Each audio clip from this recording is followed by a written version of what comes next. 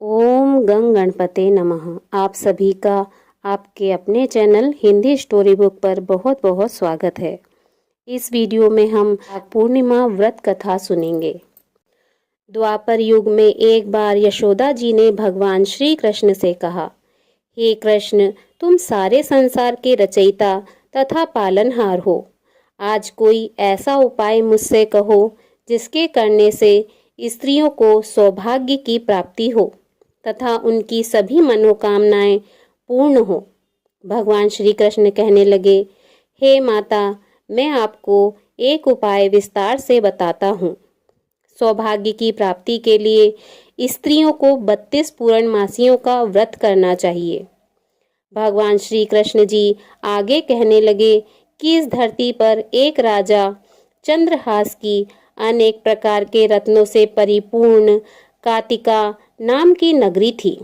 वहां पर घनेश्वर नाम का एक ब्राह्मण था और उसकी स्त्री अति सुशील एवं रूपवती थी। दोनों ही उस नगरी में बड़े प्रेम के साथ रहते थे। घर में धन धान्य आदि की कमी नहीं थी। उनको केवल एक दुख था कि उनके कोई संतान नहीं थी। इस कारण वे अत्यंत दुखी रहते थे। एक समय एक तपस्वी उनकी नगरी में आया। वह तपस्वी उस ब्राह्मण के घर को छोड़कर अन्य सब घरों से भिक्षा लेकर भोजन किया करता था।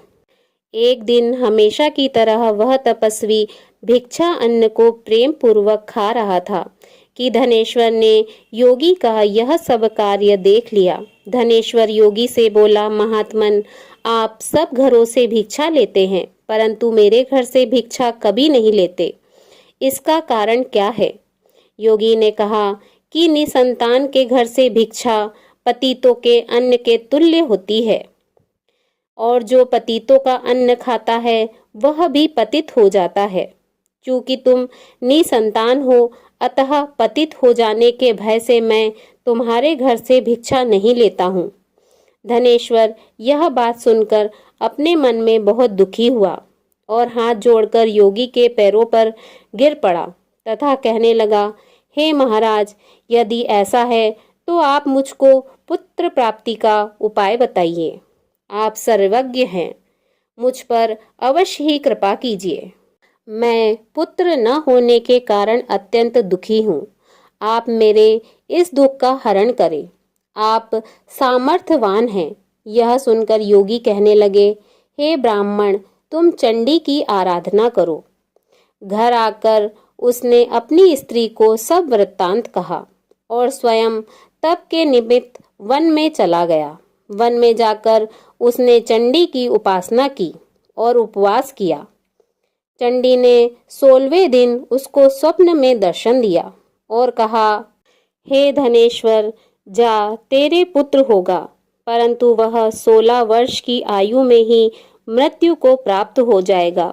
यदि तुम दोनों स्त्री पुरुष 32 पूर्णमासियों का व्रत विधि पूर्वक करोगे तो वह दीर्घ आयु होगा। प्रातः काल होने पर इस स्थान के समीप ही तुम्हें एक आम का वृक्ष दिखाई देगा। उस पर चढ़कर एक फल तोड़कर शीघ्र अपने घर चले जाना। अपनी स्त्री को खिलाना। ऋतु स्नान के पश्चात वह स्वच्छ होकर श्री शंकर जी का ध्यान करके उस फल को खा लेगी। तब शंकर भगवान की कृपा से उसको गर्भ हो जाएगा। जब वह ब्राह्मण प्रातः काल उठा तो उसने उस स्थान के पास ही एक आम का वृक्ष देखा जिस पर एक अत्यंत सुंदर आम का फल लगा हुआ था। धनेश्वर वृक्ष पर चढ़ गया और उसने एक अति सुंदर आम का फल देखा। ब्राह्मण ने जल्दी से उस फल को तोड़कर अपनी स्त्री को लाकर दिया और उसकी स्त्री ने अपने पति के कथनानुसार उस फल को खा लिया और वह गर्भवती हो गई। देवी जी की असीम कृपा से उसे एक अत्यंत सुंदर पुत्र उत्पन्न हुआ जिसका नाम उन्होंने देवी दास रखा। माता पिता के हर्ष के साथ वह बालक बढ़ने लगा। भवानी की कृपा से बालक बहुत ही सुंदर, सुशील और पढ़ने में बहुत ही निपुण हो गया। दुर्गा जी के आज्ञा अनुसार उसकी माता ने 32 पूर्णमासी का व्रत रखना प्रारंभ कर दिया, जिससे उसका पुत्र बड़ी आयु वाला हो जाए। 16वां वर्ष लगते ही देवीदास के माता पिता को चिंता हुई कि कहीं उसके पुत्र की इस वर्ष मृत्यु न हो जाए। इसलिए उन्होंने अपने मन में विचार किया कि यदि यह दुर्घटना उनके सामने हो गई तो वे कैसे सहन कर सकेंगे। इसलिए उन्होंने देवीदास के मामा को बुलाया और कहा कि हमारी इच्छा है कि देवीदास 1 वर्ष तक काशी में जाकर विद्या अध्ययन करे, इसलिए साथ में तुम चले जाओ और 1 वर्ष के पश्चात इसको वापस लौटा लाना। सब प्रबंध करके उसके माता पिता ने काशी जाने के लिए देवीदास को एक घोड़े पर बैठाकर उसके मामा को उसके साथ भेज दिया। धनेश्वर ने पत्नी के साथ अपने पुत्र की मंगल कामना तथा दीर्घ आयु के लिए भगवती दुर्गा की आराधना की और 32 पूर्णमासियों का व्रत करना आरंभ कर दिया।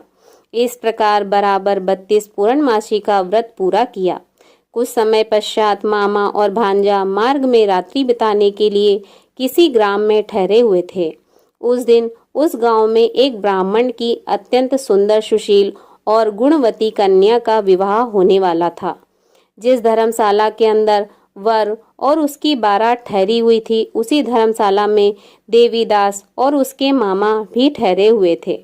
संयोगवश कन्या को तेल आदि चढ़ाकर मंडप आदि का कृत्य किया गया तो लगन के समय वर को धनुर्वात हो गया। अस्तु वर के पिता ने अपने कुटुंबियों से परामर्श करके निश्चय किया कि यह देवीदास मेरे पुत्र जैसा ही सुंदर है, मैं इसके साथ ही लग्न करा दूं और बाद में विवाह के अन्य कार्य मेरे लड़के के साथ हो जाएंगे। ऐसा सोचकर देवीदास के मामा से जाकर बोला कि तुम थोड़ी देर के लिए अपने भांजे को हमें दे दो, जिससे विवाह के लग्न का सब कृत्य सुचारू रूप से हो सके। तब उसका मामा कहने लगा कि जो कुछ भी मधु, पर्क आदि कन्यादान के समय वर को मिले वह सब हमें दे दिया जाए, तो मेरा भांजा इस बारात का दूल्हा बन जाएगा। यह बात वर के पिता के स्वीकार कर लेने पर उसने अपना भांजा वर बनने को भेज दिया और उसके साथ सब विवाह कार्य रात्रि में विधि पूर्वक संपन्न हो गया। पत्नी के साथ वह भोजन न कर सका और अपने मन में सोचने लगा कि न जाने यह कैसी स्त्री होगी। वह एकांत में इसी सोच में पड़ गया तथा उसकी आंखों में आंसू भी आ गए। तब वधू ने पूछा कि क्या बात है, आप इतने दुखी क्यों हो रहे हो? तब उसने सब बातें जो वर के पिता व उसके मामा में हुई थी उनको सब बतला दी। तब कन्या कहने लगी कि यह ब्रह्म विवाह के विपरीत हो कैसे सकता है। देव, ब्राह्मण और अग्नि के सामने मैंने आपको ही अपना पति बनाया है, इसलिए आप ही मेरे पति हैं। मैं आपकी ही पत्नी रहूंगी, किसी अन्य की कदापि नहीं। तब देवीदास ने कहा, ऐसा मत करिए, क्योंकि मेरी आयु बहुत थोड़ी है। मेरे पश्चात आपकी क्या गति होगी, इन बातों को अच्छी तरह विचार लो। परंतु वह दृढ़ विचार वाली थी। बोली कि जो आपकी गति होगी वही मेरी गति होगी। हे स्वामी, आप उठिए और भोजन करिए, आप निश्चय ही भूखे होंगे। इसके बाद देवीदास और उसकी पत्नी दोनों ने भोजन किया तथा शेष रात्रि वे सोते रहे। प्रातःकाल देवीदास ने अपनी पत्नी को 3 नगों से जड़ी हुई एक अंगूठी दी, एक रुमाल दिया और बोला, हे प्रिय, इसे लो और संकेत समझकर स्थिर चित्त हो जाओ। यदि मैं जीवित रहा तो अवश्य वापस आऊंगा, अन्यथा समझ लेना मेरी मृत्यु हो गई है। यह समझाकर वह चला गया। प्रातःकाल होते ही वहां पर गाजे बाजे बजने लगे और जिस समय विवाह के कार्य समाप्त करने के लिए वर तथा सब बाराती मंडप में आए तो कन्या ने वर को भली प्रकार से देखकर अपने पिता से कहा कि यह मेरा पति नहीं है, मेरा पति वही है जिसके साथ रात्रि में मेरा पाणी ग्रहण हुआ था। इसके साथ मेरा विवाह नहीं हुआ है। यदि यह वही है तो बताए कि मैंने इसको क्या दिया। मधु, पर्क और कन्यादान के समय जो मैंने भूषण आदि दिए थे उन्हें दिखाए। तथा रात में मैंने क्या गुप्त बातें कही थी वह सब सुनाए। पिता ने उसके कथनानुसार वर को बुलाया।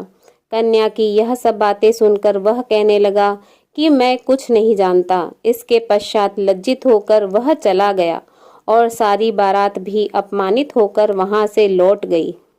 इस प्रकार देवीदास काशी चला गया। जब कुछ समय बीता तो काल से प्रेरित होकर एक सर्प रात्रि के समय उसको डसने के लिए वहां पर आया, परंतु व्रत के प्रभाव से उसको काट न पाया, क्योंकि पहले ही उसकी माता ने 32 पूर्णिमा का व्रत कर रखा था। इसके बाद मध्याह्न के समय स्वयं काल वहां पर आए और उसके शरीर से उसके प्राणों को निकालने का प्रयत्न करने लगे, जिससे वह मूर्छित होकर पृथ्वी पर गिर पड़ा।